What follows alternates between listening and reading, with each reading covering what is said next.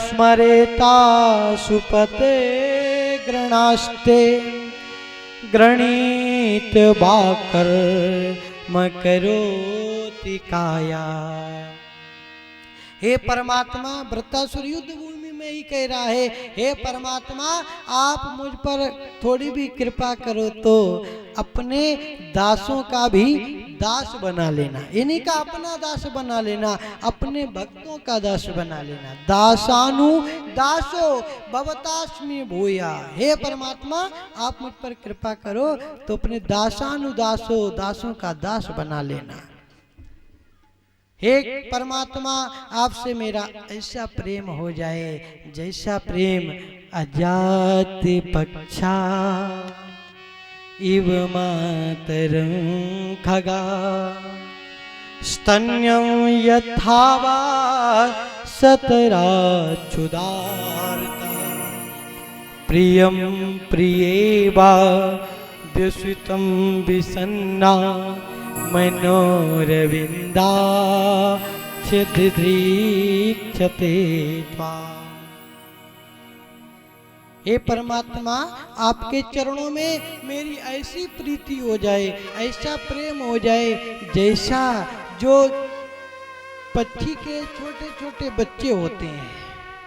तो पक्षी के छोटे छोटे बच्चे घोंसले में बैठे हुए होते हैं, उनकी माँ दाना लेने के लिए जाती है तो वो पक्षी अपनी माँ का चिंतन करते हैं, अरे मेरी माँ आएगी मुझे दाना लेकर आएगी। तो जैसा चिंतन जैसी याद वो पक्षी करते हैं, हे परमात्मा मुझ पर कृपा करना मैं भी आपकी वैसी ही याद जीवन में करता रहूं। तो दूसरा उदाहरण दिया है वृत्तासुर ने। चलो ये तो पक्षी की बात हो गई, दूसरा देते हैं कि अजात पक्षा इव मातरं खगा स्तन्यम यथा सतरा क्षुधार्ता। पहले पक्षी का उदाहरण दे दिया, फिर पशु का उदाहरण दे रहे हैं। वृत्तासुर कह रहा है कि जब गाय चरने के लिए जाती है तो उसका बछड़ा बंधा हुआ होता है और सायंकाल का जब समय होता है बछड़ा प्रतीक्षा करता है, अरे मेरी माँ आएगी। स्तन्यम यथा बत सतरा क्षुधार्ता, भूख के कारण प्रतीक्षा करता है और व्याकुल होता है, मेरी माँ आएगी तो मुझे आकर दूध पिलाएगी। जैसा वो बछड़ा अपनी गाय का अपनी माँ का चिंतन करता है, हे परमात्मा मैं आपके चरणों में ऐसी ही प्रीति करता रहूं। पहला पक्षी का उदाहरण दिया, दूसरा पशु का उदाहरण दिया और तीसरा उदाहरण मानव का दिया, मनुष्य का दिया। स्तन्यम यथा सतरा क्षुधार्ता प्रियं प्रियेवा विषितं विसन्ना। वृत्तासुर कह रहा है परमात्मा ऐसी कृपा करना कि मैं आपसे इतना प्रेम करता रहूं जैसा जब किसी कन्या और वर की शादी होती है। जब कन्या वर की शादी हुई, अचानक किसी काम से वर को विदेश जाना पड़ा, कन्या के पति को किसी काम से विदेश जाना पड़ा और जब पति विदेश पहुंच गया तो उस पीछे उसकी पत्नी अपने पति का चिंतन करती है, मेरे पति वहाँ कैसे होंगे, क्या खा रहे होंगे, क्या पहन रहे होंगे, कहाँ जा रहे होंगे, कैसे रह रहे होंगे। जैसा चिंतन वह पत्नी अपने पति का करती है, हे परमात्मा मुझ पर आप कृपा करना मैं भी आपके चरणों में ऐसा ही प्रेम करता रहूं। वृत्तासुर ने बड़ी सुंदर भगवान की स्तुति की है कि ननाक पृष्ठम न पारमेष्ठ्यम न सार्वभौमं न रसाधिपात्यं आप कहोगे कि तुम इतनी सुंदर मुझसे प्रेम कर रहे हो, इसमें तुम्हारा कोई स्वार्थ होगा, तुम कुछ चाहते होगे। तो हे परमात्मा, मुझे कुछ चाहिए नहीं, मैं आपकी इतनी सुंदर स्तुति कर रहा हूँ, इसके बदले में मुझे कुछ नहीं चाहिए। न नाक पृष्ठम न सार्वभौमम, सार्वभौम पूरी पृथ्वी पर मुझे कुछ भी नहीं चाहिए।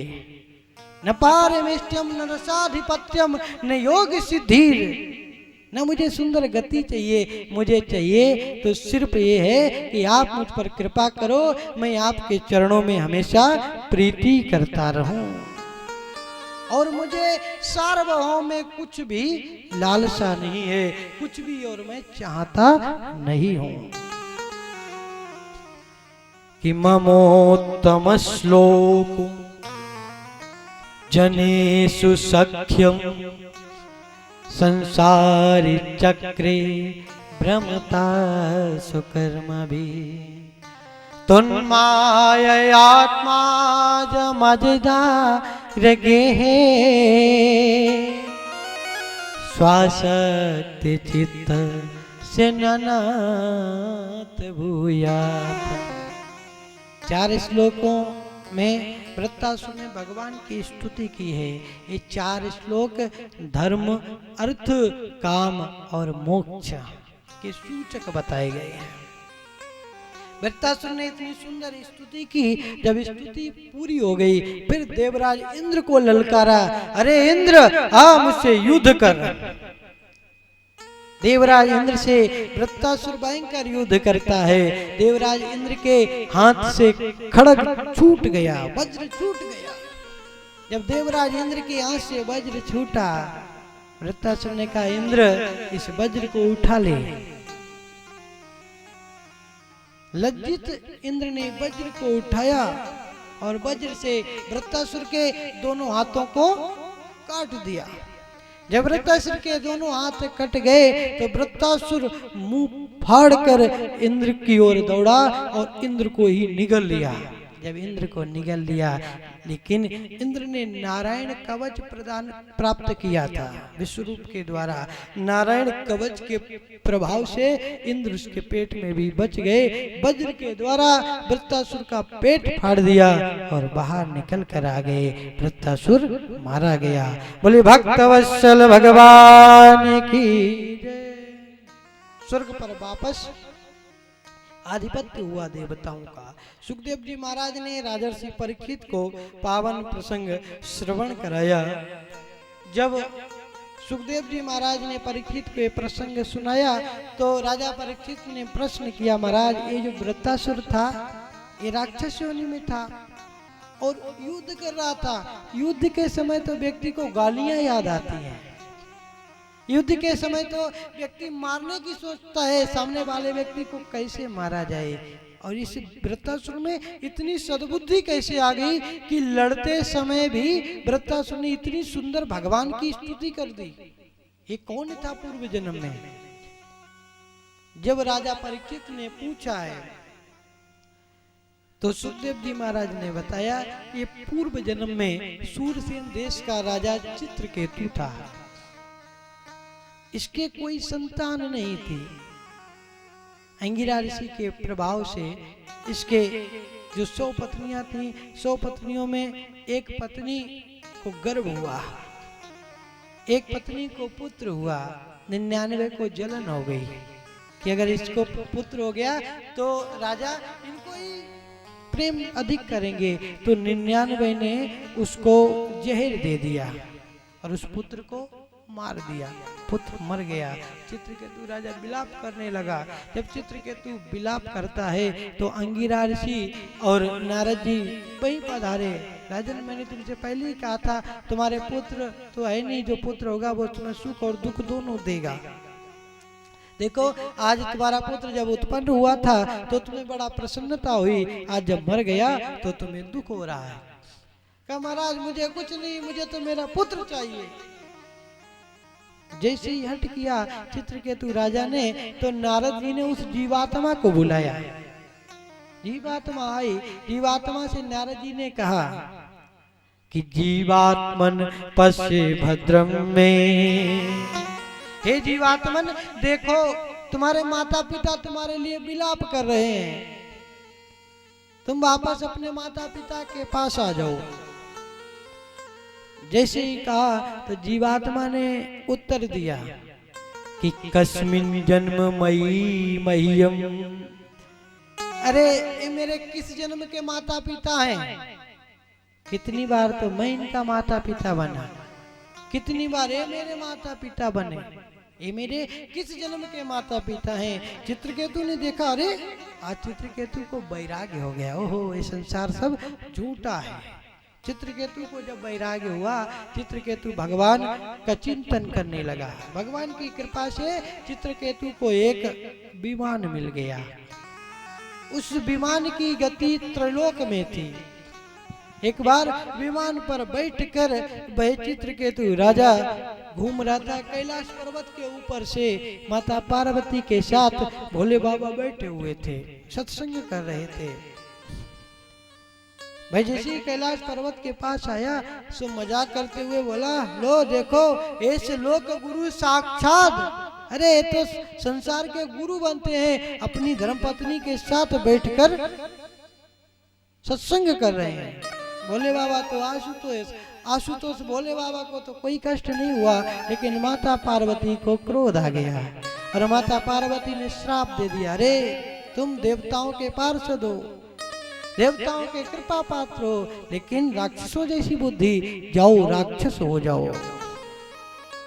जब श्राप लग गया, चित्रकेतु राजा चरणों में गिर पड़ा, माते कृपा करो, कहा जाओ तुम राक्षस बनोगे, लेकिन राक्षस योनि में भी तुम भगवान को भूलोगे नहीं। राजा परीक्षित को सुखदेव जी महाराज ने कहा, तुमने पूछा था कि ये चित्रकेतु, ये वृत्तासुर कौन था? तो कहा ये वृत्तासुर पूर्व जन्म में चित्रकेतु राजा था, जो माता पार्वती के श्राप से राक्षस बन गया।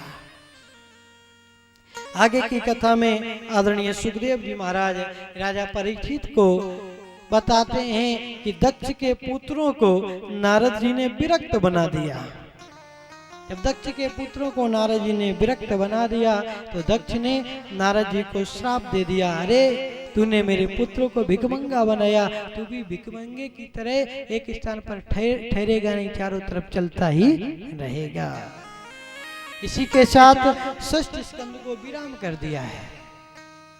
षष्ठ स्कंद के बाद सप्तम स्कंद की कथा आती है। सप्तम स्कंद की कथा है ऊतय लीला। देखो प्रथम स्कंद की लीला क्या है? अधिकार लीला। द्वितीय स्कंद की कथा क्या है? साधन लीला। तृतीय स्कंद की कथा है सर्ग लीला। चतुर्थ स्कंद की कथा है विसर्ग लीला। पंचम स्कंद की कथा है स्थान लीला। षष्ठ स्कंद की कथा है पोषण लीला और सप्तम स्कंद की कथा है ऊतय लीला। राजर्षि परीक्षित ने सुखदेव जी महाराज से प्रश्न किया कि समा प्रिया सुहद ब्रह्मन भूतानां भगवान स्वयं। महाराज जब हम परमात्मा का नाम बताया जाता है समदर्शी, सब लोग कहते हैं परमात्मा तो सबसे समानता का व्यवहार करते हैं, लेकिन जब भगवान के हम चरित्रों को सुनते हैं तो ऐसा लगता है भगवान पक्षपात करते हैं। भगवान तो हमेशा देवताओं का पक्ष करते हैं और दैत्यों को मारते रहते हैं। महाराज इसका क्या कारण है, स्पष्ट करिए। जब राजा परीक्षित ने पूछा है, सुखदेव जी महाराज ने कहा, अरे राजन तुमने जो प्रश्न किया है यही प्रश्न एक बार तुम्हारे दादाजी ने नारद जी से किया था। तुम्हारे दादाजी धर्मराज युधिष्ठिर ने नारद जी से यही प्रश्न किया था। जब राजसूय यज्ञ हो रहा था धर्मराज युधिष्ठिर का, राजसूय यज्ञ में प्रश्न उठा सबसे पहले पूजा का अधिकारी कौन है? तो कहा पूजा के अधिकारी तो कृष्ण कन्हैया है।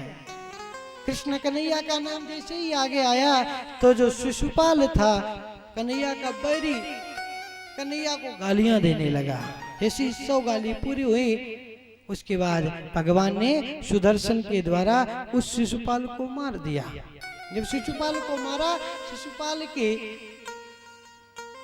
ज्योति परमात्मा के चरणों में समाहित हो गई।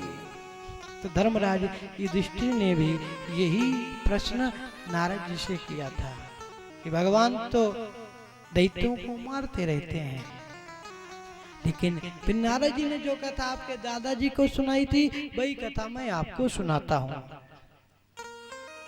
सुखदेव जी महाराज कह रहे हैं कि राजन, ये ऐसा होता है, भगवान दैत्यों पर भी कृपा करते हैं, ऐसी बात नहीं दैत्यों पर कृपा नहीं की। देखो दैत्य कुल में भक्त श्रोमणी हुए हैं, प्रहलाद जी महाराज भगवान के परम भक्त हुए हैं कि गोप्या कामाद भयात कंसा, गोपियों ने परमात्मा को प्रेम से पाया, कंस ने परमात्मा को भय से पाया, और जो राक्षस हैं राक्षसों ने परमात्मा को शत्रुता से पाया। एक बार राक्षस भगवान के पास गए और कहा, महाराज अगर हम नहीं होते तो आपका अवतार भी नहीं होता। भगवान ने कहा कैसे? कहा अगर हम उत्पात नहीं मचाते तो आप अवतार ही नहीं लेते। तो कहा बात तो तुम्हारी ठीक है, तो क्या करूं? कहा मुझे भी वरदान दो महाराज। तो कहा मैं तुम्हें वरदान ऐसे कैसे दूं? वरदान क्या दूं? तुम पहले मेरा भजन करो। राक्षसों ने कहा अगर भजन करना होता तो मेरा नाम राक्षसी क्यों होता? तो हमारी गिनती भी देवताओं में आती है। तो कहा फिर क्या कर सकते हो? कहा महाराज आपको गालियां दे सकता हूँ, आपसे शत्रुता कर सकता हूँ। भगवान ने कहा चलो फिर यही करो, कुछ तो करो। देखो शत्रु सबसे ज्यादा चिंतन करता है, जितना भगवान का भजन राक्षस करते हैं, शत्रु करते हैं, इतना भक्त नहीं करते। आपका अगर कोई शत्रु हो तो वो आपको दिन में 50 बार याद कर ही लेगा, अरे छोड़ूंगा नहीं उसे, उसने मेरे साथ ऐसा किया, पूरे दिन शत्रु का चिंतन होगा। तो भगवान ने कहा चलो कैसे भी मेरा नाम लो। भगवान तो कहते हैं मुझे भूलो मत, कैसी भी परिस्थिति में रहो। सुखदेव जी महाराज कह रहे हैं कि राजन आपने कहा कि दैत्यों पर भगवान कृपा नहीं करते, भगवान ने तो दैत्य कुल के भक्त श्रोमणी प्रहलाद जी महाराज पर कृपा की। प्रहलाद जी महाराज से उनके पिता हिरण्यकशिपु द्वेष करते थे, तो भगवान ने हिरण्यकशिपु का उद्धार किया और अपने भक्त की रक्षा की। राजा परीक्षित ने पूछा महाराज, अरे पिता तो पुत्र से हमेशा प्रेम करता है, तो हिरण्यकशिपु अपने पुत्र से द्वेष क्यों करता था? क्या कारण था? तो अब सुखदेव जी महाराज भक्त की कथा सुना रहे हैं, भक्त प्रहलाद की कथा सुना रहे हैं। सुखदेव जी महाराज कह रहे हैं कि राजन, इधर नारद जी महाराज यही कथा धर्मराज युधिष्ठिर को सुना रहे हैं। उन दिनों की बात, अब कथा कहाँ पहुंच गई? तृतीय स्कंद में। तृतीय स्कंद में जब भगवान ने 12 अवतार लेकर हिरण्याक्ष को मार दिया, जब हिरण्याक्ष मारा गया तो हिरण्याक्ष की माँ धर्मपत्नी रोकर विलाप कर रही थी। उसी समय बड़ा भाई हिरण्यकशिपु आया, अरे माँ चिंता मत करो, मैं विष्णु से बदला लूंगा। अरे हमारे भाई ने तो वीर गति प्राप्त की है। हिरण्यकशिपु माँ को सांत्वना देकर, भाई की पत्नी को सांत्वना देकर मंदलाचल पर्वत पर चला गया। मंदराचल पर्वत पर जाकर हिरण्यकशिपु ने 36,000 वर्षों तक ब्रह्मा जी की तपस्या की। भागवत में ऐसा प्रसंग नहीं आता, लेकिन विष्णु पुराण में ऐसा प्रसंग आता है कि जब हिरण्यकशिपु तपस्या करने के लिए गया तो देव गुरु बृहस्पति तोते का रूप धारण करके गए, और जब हिरण्यकशिपु तपस्या कर रहा था वही नारायण नारायण जाकर रटने लगे। हिरण्यकशिपु ने देखा अरे आज अशुभ हो गया, अपशकुन हो गया, तो हिरण्यकशिपु उस दिन वापस आ गया। यादव ने पूछा आप तो तपस्या करने गए थे, आपको वापस कैसे आ गए?